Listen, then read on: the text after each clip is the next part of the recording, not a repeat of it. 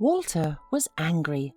He had hoped so much that at least today, on his birthday, he would stay home, but his secretary had just called to tell him about the tax audit. Now he had to go to the office right away. While Walter was getting dressed, he thought about how unlucky he had been in life. Oh, he was young, healthy and rich, of course, but all this did not bring him happiness. At the age of 26, he had been successfully heading his late father's company for several years, and if he had been alive, he would have been proud of Walter. True, during his lifetime, the man did not get a lot of parental warmth. His father was a reserved and emotionally stingy person, and things were even worse with his mother. Walter was an only child in the family and was born when his father was already over 50 and his mother was barely 24.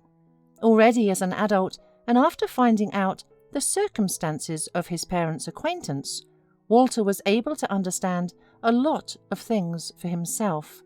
Mr. Carter, Walter's father, was happily married for almost 30 years until he met an ambitious and beautiful girl, Veronica, who got a job at his office. She immediately assessed her career prospects in the case of an affair with the boss, who was much older than her.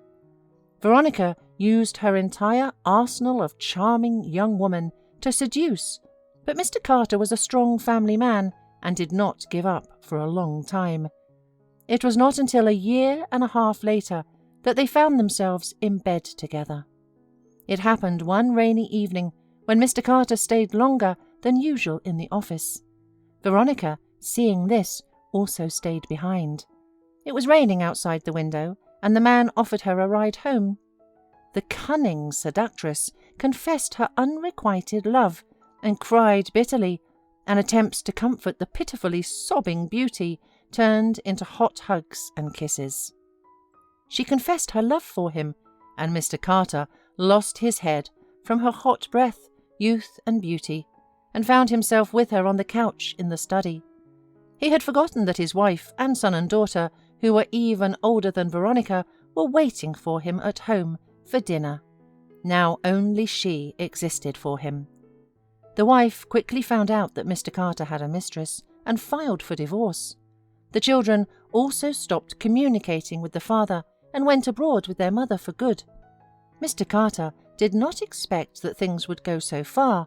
He blamed himself for what had happened, and he was going to break up with Veronica, but she was already pregnant by then, and Mr. Carter got married for the second time, and then they were born Walter. But there was no normal family. Mr. Carter missed his ex-wife and older children, and Veronica was engaged only in herself. Walter was brought up constantly changing nannies and rapidly aging father. Mr. Carter loved his son but was ashamed of his late paternity, and over time got used to loving his son at a distance. The boy's mother lived her own interesting life, spent a lot of time abroad, not interested in the life of the child, and even often forgot to congratulate him on his birthday. To all her husband's reproaches, she defiantly waved him off. "What's the big deal? Walter has everything, and you're near him. But I'm still young and I want to live a normal life, to see the world." "Then I'm not going to pay for your whims," threw Mr. Carter angrily, trying to reason with his young wife. But Veronica was no longer that obedient mistress. Now she was a self-confident wife, and she threatened to take Walter away and make sure that Mr. Carter hardly ever saw his son. That's how it turned out that Walter, who had everything from childhood, did not get the most important thing: parental love. But Mr. Carter finally got his revenge on Veronica. When Walter came of age, the elderly father, with the help of his lawyer, bequeathed him all the property, leaving Veronica with nothing, and then filed for divorce. As soon as the woman found out, she tried to appeal to her son in the hope that he would support her. But Walter felt no love for this woman, who was a stranger to him, and refused her. Since then, they have not spoken to each other for several years. Walter grinning bitterly at the unhappy memories, got into his car and rushed to the office. But at the first intersection, he felt a bump and stopped. When he got out of the car, a middle-aged woman was already rushing toward him from the side of the car that had hit him. "Excuse me, please. I got cut off. I was so scared." "Why do I need your apologies? My new car. Do you know how much it costs?" shouted Walter out of anger. The woman looked at the man pleadingly and asked him not to call the inspector. It turned out that she had forgotten her license at home, and the insurance ran out long ago. The woman said that her name was Anna.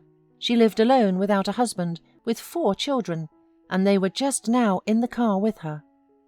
Walter was so enraged by what he heard, and all he did was yell curses at the woman. He went over to the car and looked inside. There really were children in the back seat, 2 twins about 3 years old, a boy about 6, and a school-aged girl. The woman handed Walter a piece of paper with her address, tearfully asked to realize her situation, to solve everything amicably, and she promised to reimburse all expenses gradually. "Gradually? Well, no. Bring me the money today, and to speed you up, I'll take him," sharply shouted Walter, opened the car door, and led the boy out by the hand. "Charlie, no, please, you have no right. I will report you to the police." The woman thrashed hysterically, but Walter was relentless. He reminded the woman that silence in this situation is in her own interest, warned her that he had good connections in the police, and not only, so the best thing she could do, quickly find the money. Then he gave her his card, and without giving the woman a second thought, he put the child in the car and drove away. Charlie sat quietly in the car, looking apprehensively at Walter, who, burning with anger at the whole world, angrily drove the car in the direction of the car service centre. After telling the boy a few minutes later that they would have to leave the car and continue by cab, he heard a pathetic sob. "I want to go to my mummy." "Why do you need such a mother? You can grow up and live a normal life without moms." "Okay, don't worry. I'll finish my business and take you home. I may have overreacted," Walter said less sternly. "Where were you going?" "From Daddy," answered Charlie, still sobbing. Walter was surprised because the woman claimed to be raising children without a husband. But when he tried to find out the father's address to solve the problem with him, Charlie said that his father had died and that they were on their way from the cemetery. When Walter heard this, he suddenly felt a strange pity for the child. He wanted to do something to please the boy, and leaving the car at the service, the man suggested that Charlie stop by a cafe. But the boy sobbed again and once more asked to take him to his mother. Walter tried to persuade the child, telling him what delicious cakes were made in the cafe, but Charlie refused, explaining that he was not used to eating alone, not sharing with his mother, sister, and brothers. Walter was surprised by Charlie's love for his family, because he himself hadn't such feelings.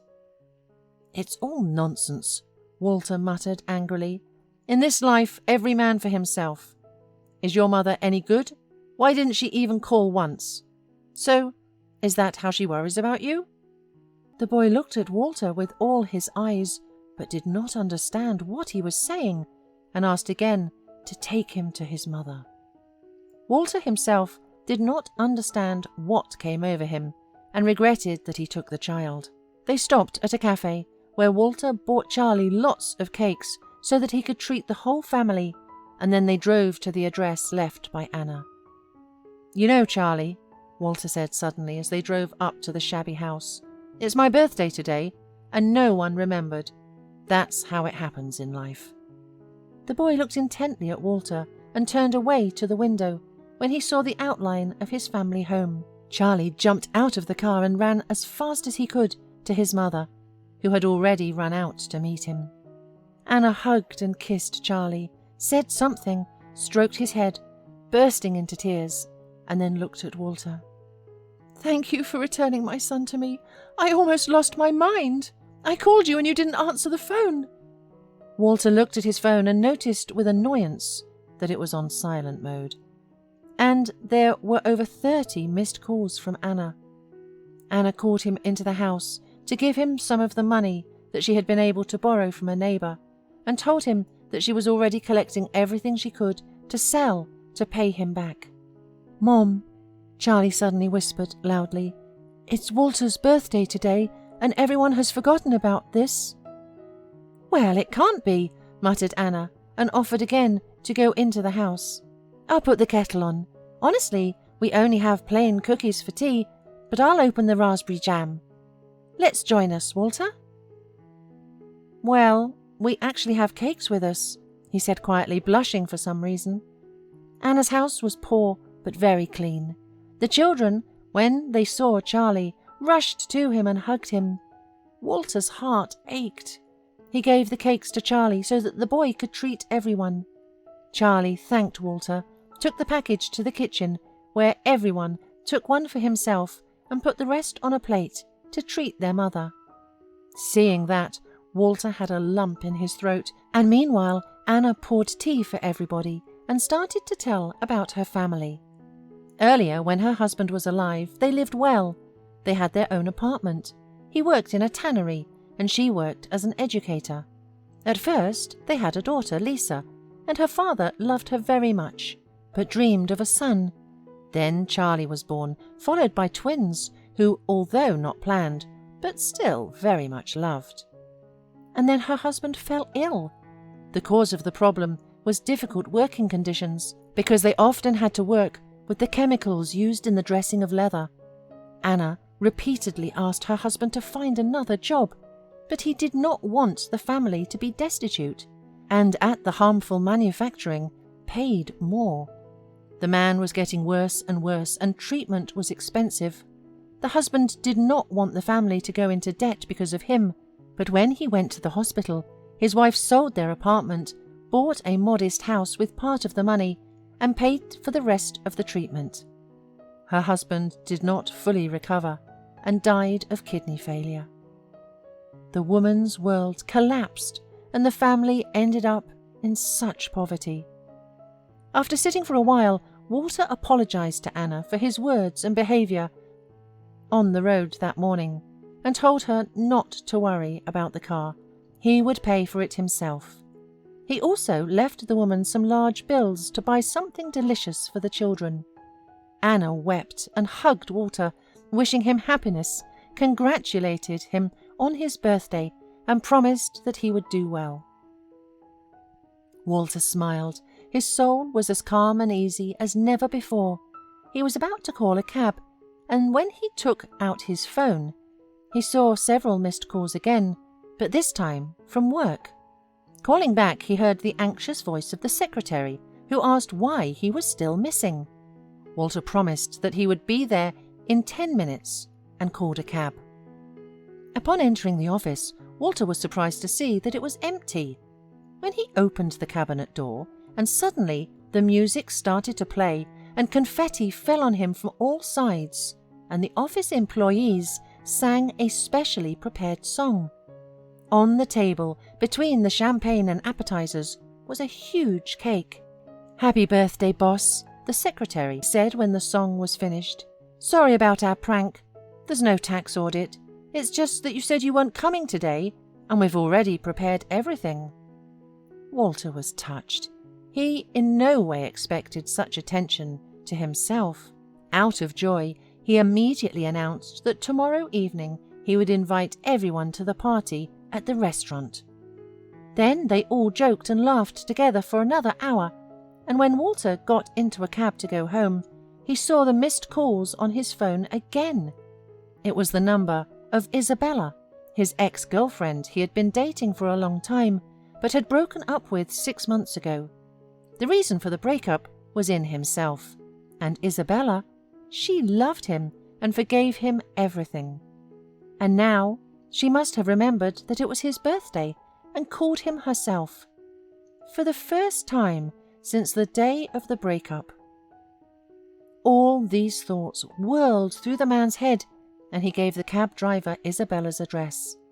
When she opened the door, she gasped and covered her rounded belly with her hands embarrassedly. Walter, stunned, whispered, "Isabella, please excuse me everything. This is my baby, isn't it? Mine?" "Yes," she nodded, "your son." The next day at the restaurant, celebrating the birthday with his co-workers, Walter proposed to Isabella. Before that, he stopped by Anna's house and took her children presents, food and toys, and handed the woman the keys to a brand new minivan, saying that such a big family needed a proper car. "And by the way, the insurance is taken care of too," Walter winked. "Thank you for everything," Anna whispered, weeping with happiness.